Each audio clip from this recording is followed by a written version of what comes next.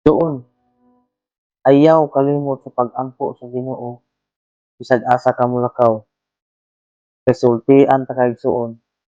Kining atong pag-ampo mao ni pinakaimportante na koneksyon nato sa atong Ginoo.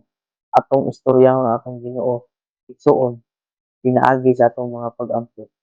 Tungod kay wa ta kabalo igsoon kung asa ra tama ang atong kinabuhi.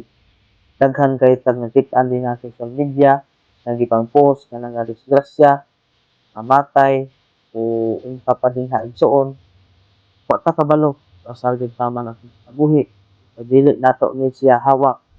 Mao siya nga ang tambag nako sa inyo igsoon aron nga maprotektahan ta sa Ginoo sa kanunay, ato siyang sangpiton sa kanunay igsoon pinaagi sa atong mga pag-ampo, kung asa ta molakaw, sa dili ta molakaw, mag-ampo gyud ta igsoon.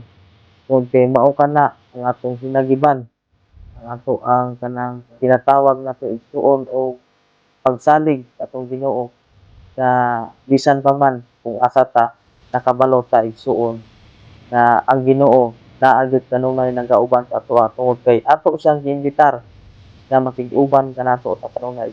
Layo ta sa mga disgrasya o sa mga katalagman sa mga dautan tungod kay naa ang Ginoo nakig-uban kanato igsoon. So I hope igsoon na imong ikinabuhi o imong i-practice imong kaugalingon ang pag-ampo sa Ginoo sa tanang panahon kay so kana lang igsoon, daghang salamat po sa imong pagtan-aw ng inyong video. God bless po sa ating